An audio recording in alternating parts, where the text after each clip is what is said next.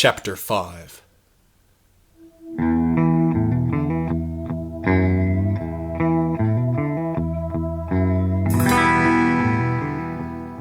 "Dad," said Jonan, "how often do you get surprised at your job?" Sheriff Borodin Hanks thought on that. It was a good question. His son Jonan was full of those. "There haven't been many," said Sheriff Hanks, "but still more than I'd like. There was one time, back in my deputy days, when I leaned on the jail bars. Some speeder thief got his arm around my neck. Almost ended my career right there. There was another time when I got back to my office at the end of a day, and you know what I saw?" Jonan waited patiently. "I saw my badge lying there on my desk. I went the whole day plain clothes. I never made that mistake again. And of course there was that human girl who almost stole my gun." "Wasn't that the drug dealer?" "Yeah, you remember." Hanks looked out the window at the setting sun. "Grabbing for my gun wasn't even the strangest thing she ever did. After the arrest, she seemed rattled, like she was offended anyone else cared how she acted. Offended and surprised, too. And surprise is a good sign. Means they didn't know what they were doing. That's why I talked the judge into a sentence of community service and sent her up the river. Heard good things about her from the overseer. And then that gang from Milwaukee County robbed the old Pearl Brothers Bank, and one of the wounded left behind turned out to be her. I figured she'd let them in, but the witnesses swore up and down she'd done the opposite. They said she'd fought back and almost gotten herself killed doing it. I even sent the remains of that guard droid to the lab up in Grand Junction. They accessed its memory and they told me the same thing. Couldn't believe it. I had hoped I'd get to talk to her, but she disappeared from the hospital. When I got there, I saw no signs of forced entry. The lady at the desk said she'd signed her out, figuring the doctor had already cleared her. Obviously, she was good to walk, so I didn't worry about it. But then her father showed up at my door." Hanks squinted, trying to remember. Dell. Dell was his name. He was a little drunk, but that wasn't why he was crying. He said he'd been looking all over for his daughter and hadn't found her anywhere. It had been days, he said. He wanted my help to find her. "That was the week you were gone all the time?" said Jonan. Hanks nodded. "That was the one. Together, Dell and I turned the county inside out and found nothing. I sent queries to all the other counties and even the city of Picton's Landing. Nothing. That was about 3 years ago." Hanks let out a sigh. "At this job, you can't bring work home with you. When a trail goes cold, you have to let it go. But I've got to admit, it still bugs me I don't know what happened to that girl."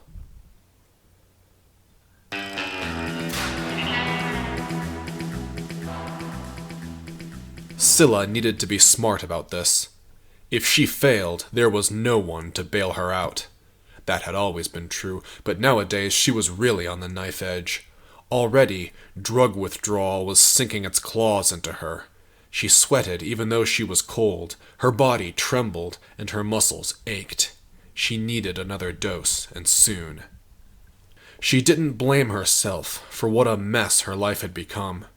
Really, she thought, it wasn't her fault. She had taken her first bite of dust the day she'd learned about the bank robbery, just to numb the pain. It had been a one-time thing, or so she'd told herself. That had left her with the question of what to do with herself. She had wandered for a few days, waiting for something to happen to her, until an impulse took her and she stole an Eopie that wasn't tied up properly. She had ridden it to a ranch to sell it to a shady cattle trader. She had gotten away with it, and to celebrate, she'd taken a little more dust.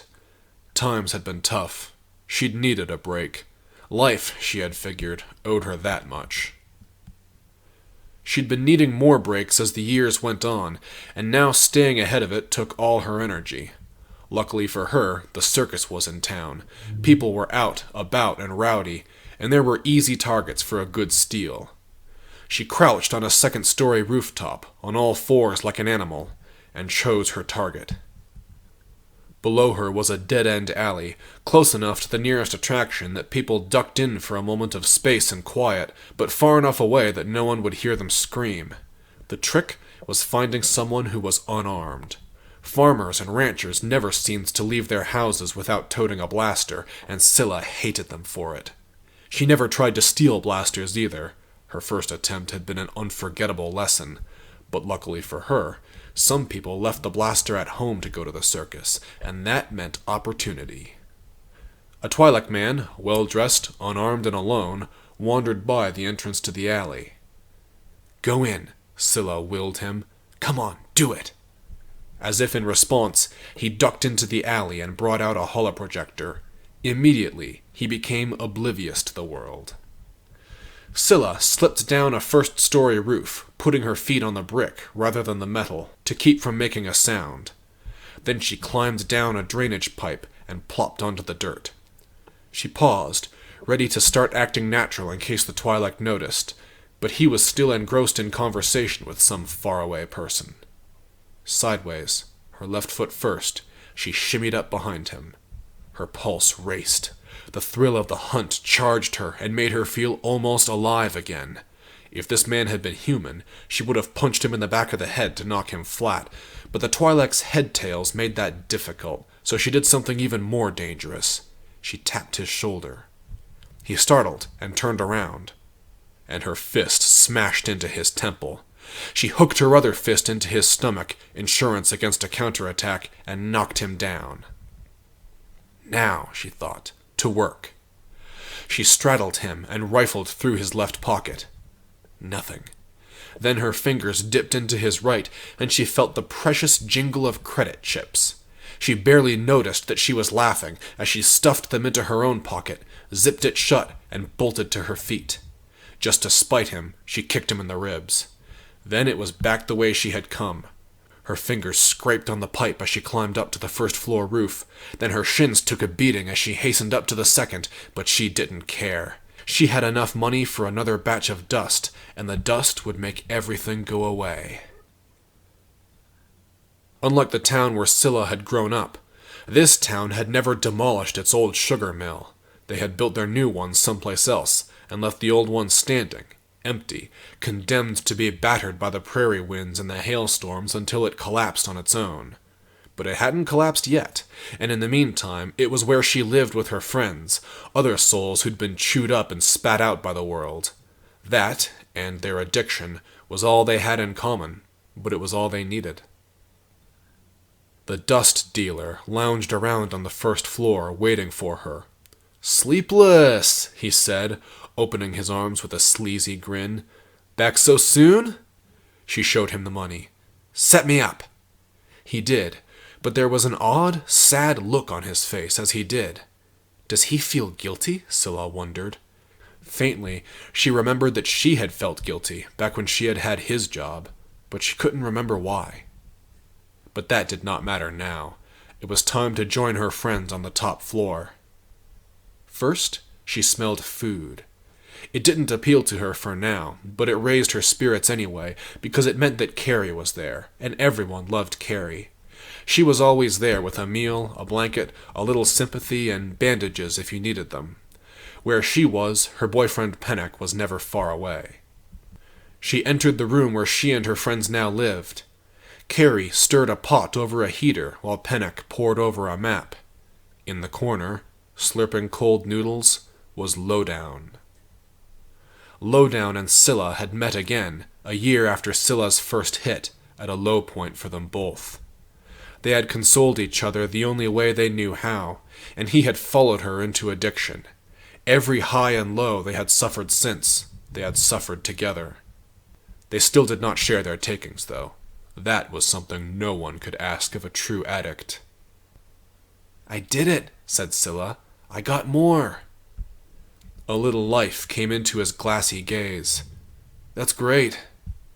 She sat down, consumed the first package, closed her eyes, and moaned as the sensation flooded her. "That's better," she sighed. "Already?" said Lowdown. "It hasn't been that long for you." "But I need it," she said. "It used to be, I could take it and feel good, and then after that, real life was there and I was fine. It wasn't great, because life was never great, but at least I was fine."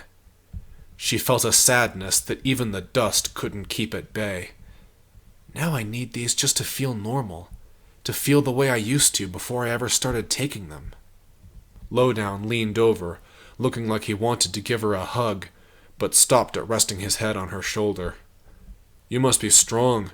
When you got rid of your vibroblade, I thought you were dead meat, but you've pulled off robberies with just your bare hands. She felt a pang of regret. Some days, she still missed that vibroblade and the bittersweet memories that came with it.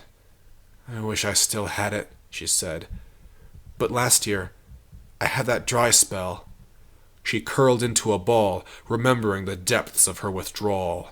She remembered bouts of madness, nights spent shivering uncontrollably, and dreams where she did unspeakable things to herself. Above all, she remembered the sensation of slow death, the implacable sense that her soul was sinking into an abyss, and that nothing except more dust could pull her out of it. I was so scared. I had to get another hit, and the knife was worth enough to buy one. I didn't have a choice. I don't know why you ever had it, said Lowdown. You were always the one who hated killing. I did. She smiled, remembering. That was early before I got into this. I remember my first heist. Lowdown rolled his eyes. Here we go again. I didn't use my weapon. I didn't want to because the thought of killing people just hurt me. That was before I knew what life was really like. The galaxy hates us, Lowdown. It's not just that it doesn't care. It hates us. That's why it hurts us so much. You've got to take every chance you can get to hurt it back. There was a pause. I need more, said Lowdown, fishing in his empty sack. You'll need more too, eventually. The circus is still going on. Let's go get more. He strapped on his blaster, not because he plans to use it, but so it wouldn't get stolen while he was away. She contemplated what else there was to do. It didn't take long. Okay. With two people, stealing was a completely different game.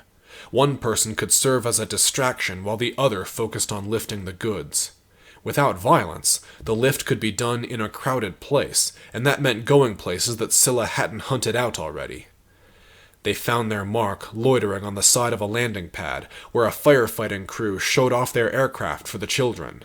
The mark was a short human man sipping a cup of something while he watched his children climb into one of the water gun turrets. He looks like a nice guy, she thought, but he'd slit my throat for a dozen credits. Anyone would.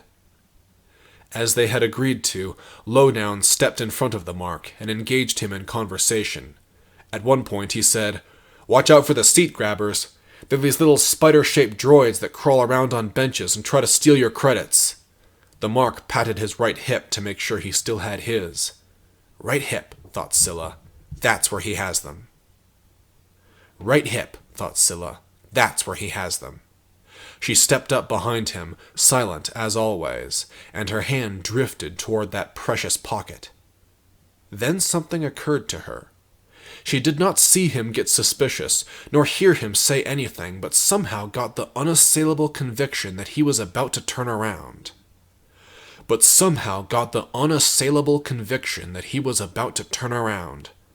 She started acting natural. He turned around. Expertly, Scylla feigned surprise. "Oh," she said in a high voice, and then smiled sweetly. "Sorry, I didn't mean to get in your personal space." She held his gaze for a minute, struck by his face. Dad, she thought. It wasn't him, but it looked like him, and the resemblance was a little too close for comfort. She wandered off. Eventually, Lowdown got the message that the lift was off and ran to catch up with her. "What was that?" he demanded. "We could have had him." "I didn't want to do it," said Scylla. "What do you mean you didn't want to? What were you just saying? Something about hurting the galaxy back?" "I know." She hunched her shoulders. She didn't like this conversation. "It's just, he reminded me of my dad." "But you hate your dad." "I do, but not really. A year ago, I remember you saying you'd kill him if you ever saw him again." She frowned, trying to get her thoughts in order. "I guess I just understand now," I used to hate him because he drank away all the money, but now that I'm on something too, I understand how hard it is. How hard he must have tried not to do it. He didn't drink nearly as much as he would have if I hadn't been there. He fought it hard. I think he did that because he loved me. It was weird to think that the man who had caused her so much pain had loved her, but after all these years thinking on it, she was forced to conclude that he had. I still won't ever go back to him, of course. I don't need him anymore. I don't need anybody. That's touching and all, but you caused us a good lift. So shoot me. What makes you think I owe you anything? Lowdown grumbled. They walked aimlessly for a few minutes. Hey, Lowdown nudged Scylla's shoulder. On your right, a little behind you, big beard. He's looking at you funny. She looked, not worried that he would know she saw him. He wasn't subtle. A tired, sallow-looking man, pale of complexion, leaning over a wooden cane and swathed in a gray cloak, stared at her. His face was all blunt edges, a squashed nose, a huge forehead, and a round jawline. His curious eyes were the only striking thing about him. Even after a year or 3 on dust, Scylla had not lost her good looks, so she was used to men staring at her a certain way. But this bent ghost of a man did not stare at her quite like that. There was no hunger in his eyes, and there was a surprise that she could not account for. She allowed him to approach. "Hey!" snapped Lowdown. "Back off, creep!" "I am not a creep," said the bent one. "I am only a thinker, come to town to mingle with the rest." "Well," said Lowdown, "I see the way you're staring at her. Go off and mingle with someone else." "Girl, you have a special gift," he said. A compliment, thought Scylla. Almost certainly he was being dishonest, but Scylla wanted to hear more, so she answered him, "Yeah, what's it to you?" Lowdown gaped at her. "You have a special sense in your service," he said. "Happenings, thoughts, danger. You are immune to them because they cannot surprise you. You are forewarned and forearmed against them." She thought back to being shot, to the explosion of hot, crackling pain as the blaster bolt seared into her stomach. "Hate to break it to you, Grandpa, but I'm not immune to danger." He looked genuinely contrite. Of course, girl, I exaggerate. I apologize. But it remains that you have a sixth sense which few others in the galaxy possess." "So what?" "That sense can be honed, developed, and it can do far more for you than predict danger. It can predict lives, loves, good or ill fortune, and it can manipulate them." Scylla's eyes widened a little. "You can't possibly be buying this," said Lowdown. "Come on, you're smarter than that." "My home is a few hours' walk to the east," said the bent one. "I ask for no payment and no promise, but only your undivided attention, and with it I will show you something that will transform your life." Scylla put a hand on her hip, thinking through what kind of scam this might be. It made sense that he was trying to lure her into a trap where she could be murdered and looted, but then again, if he had wanted that, why hadn't he tracked her to the sugar mill? Besides, "Well, Grandpa, my life is already as bad as it can get, so I have nothing to lose. Guess it's your lucky day. Show me what you've got." He grinned as if she was the only other person in the world. "Come along." "Wait!" Lowdown whined. "You're going with him? What about our lift?" "Hey," she said over her shoulder, "I don't have to follow through. I already said I don't owe you anything."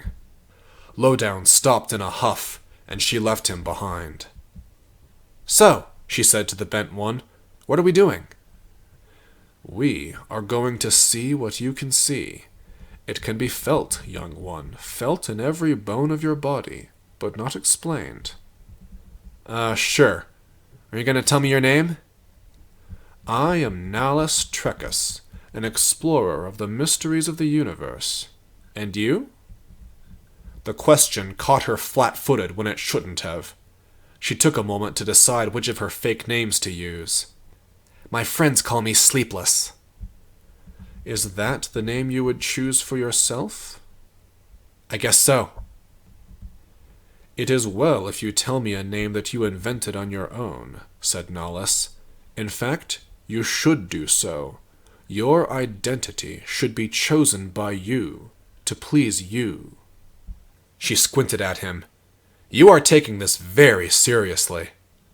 Indeed, I am. As he spoke, Scylla nailed down one of the things that was making this man seem so strange. His accent was not local, nor did it resemble the accents she'd heard from visitors from Picton's Landing. He was an off-worlder. It made sense. His skin was paler than any native human's, and he didn't have the verbal tic of leaving the first word off sentences, which Scylla had always heard was less common in off-worlders, which raised the question of how an off-worlder wound up as a hobo. He didn't live in a ruin, or even in a wooden shack like she had expected. He lived east of town, where rocks rose in bulbous stalagmites that twisted and joined and rose into peaks. They looked like conical rooftops that had melted. Ancient volcanoes, said Nollis, as if reading her thoughts, deposited molten rock here, and it formed shapes unlike any other. Scylla could think of another reason, besides the looks, why a mystic would live here. Here, there was a kind of smothering quietness that came from nowhere in particular, as if a supernatural hand had clapped over her mouth and demanded that she be silent and listen. And listening, she found, was easier. She and Nollis were the only people within shouting distance. She did not know how she knew that, but she knew it with perfect certainty. Nollis led her to a natural trench where a cave entrance yawned open in one of the walls. He walked in, unfazed by the unmitigated darkness. Scylla did not relish the idea of tripping and falling on volcanic rock, so she did not follow. Turn on a light, I can't see anything. Are you so certain you need your eyes to see? She folded her arms. Yes. Very well. A lamp lit on the far side of the cavern, burning a warm, vivacious red. The light revealed signs of habitation. A cot here, a few cooking tools there, and books. Not tablets or holoprojectors, but hide-bound paper books. And unless the chest by the cot was packed with them, she saw no signs of dust, stimulants, or even alcohol. What does he do all day? Slowly, as if he enjoyed it, Nollis bent down to unlock the chest, then groaned open the lid. He took out 2 blankets, rich, handmade-looking things that didn't belong in a poor place like this, and he laid them on a patch of dirt. He sat on one, and motioned to the other. Sit, if you please.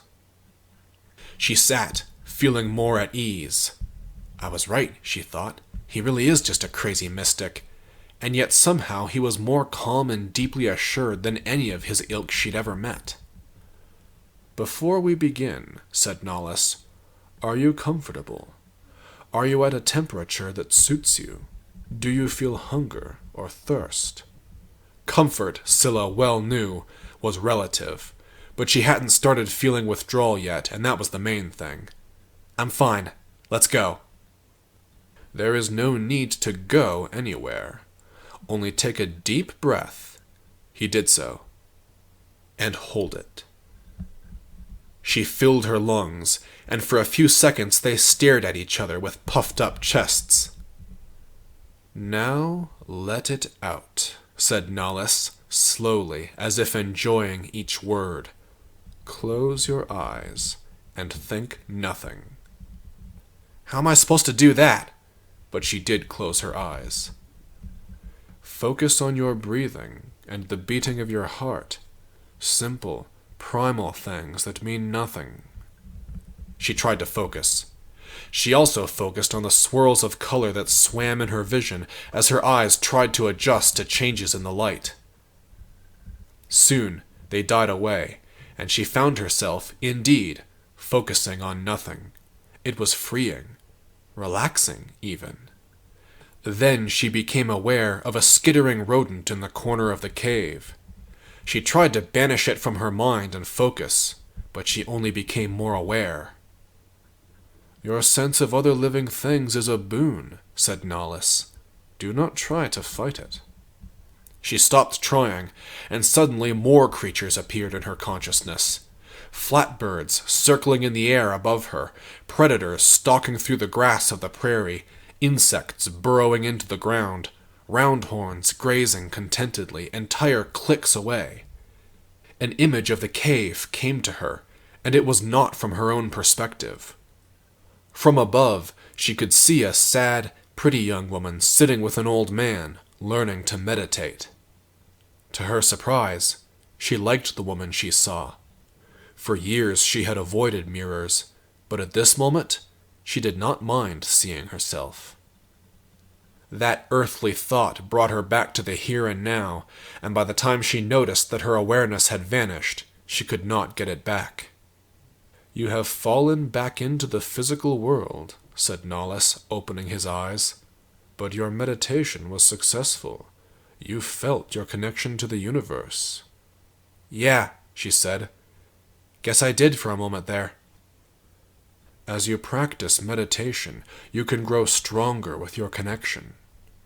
All of this sounded lovely, and that was the problem. Scylla had a thought, and she almost kept it to herself, but Nahlis had been honest with her, and she wanted to repay him in kind. "I don't know how I feel about this connection stuff." "What is it that troubles you?" His face was pure, patient curiosity, and he showed no hint of dismay. "It sounds like you're trying to make me feel for animals and plants and stuff. Like you're trying to make me sympathize and then give up my future, my prospects, my ambitions." None of those ideas sounded quite right, so she shrugged. "My something. Everyone always tries to force me into something or another. What are you going to try to do?"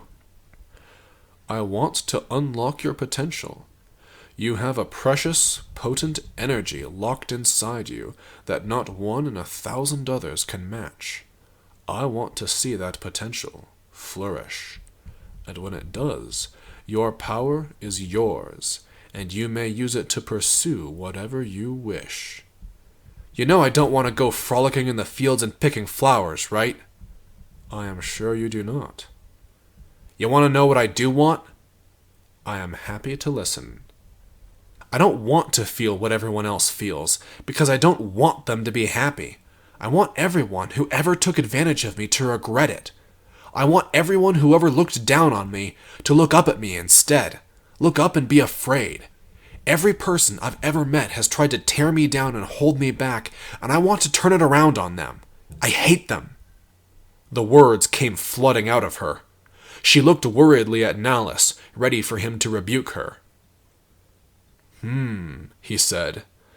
"The galaxy has rejected you, and now you want to reject it back." Her spirits rose. "You're not mad at me for thinking that?" He smiled the way her father had once smiled at her. It was disconcerting, seeing the same expression on this very different face. "It is only natural. No one can fault you for feeling resentment, any more than they could fault you for feeling the pain of a broken bone." "So you don't mind?" She almost laughed with elation. He didn't judge her. He accepted her for who she was. Scylla hadn't known there was anyone in the galaxy like that. "What else can you teach me?" Ponderously, he got to his feet. "I have more power to show you than you can possibly imagine, but these lessons take time to sink in." "But I can come back, right? You'll teach me more, right?" "Perhaps." Never before had Scylla resented Dust this much. Dust had given her a break, an escape from reality when she had needed it the most. But now it made things difficult. Ever since talking with Nahlis, every waking moment when she was not prowling the streets, she tried to meditate. But as the dust wore off, the hunger for more scraped at the back of her mind and robbed her of her awareness. Hell, Scylla, are you still trying to get into that meditation mumbo-jumbo? Scylla popped open her eyelids and stared murder at Lowdown. I swear, you've been like this every day since you went with that crazy homeless fellow. You tell me you don't have enough time to go lifting with me, and then you do this. What am I to you? You are an annoyance, she said. And you've been talking weird. Did he teach you that too? That is my business. He huffed, threw up his hands, and turned around. Scylla dived back into her meditation, and her awareness was just keen enough that she noticed Lowdown insulting her under his breath. She exploded to her feet. Lowdown was too self-absorbed to notice her as she walked up behind him, readied her fist, and smashed it into the back of his head. He fell like they always did. There, she said, straddling him and ripping open his pockets. You want to act like one of them? I'll treat you like one of them.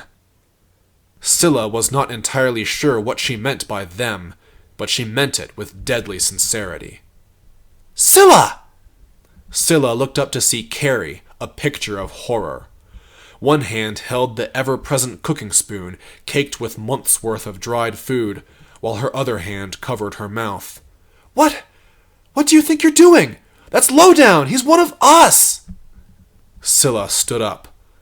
Lowdown thinks he can condescend to me, she hissed.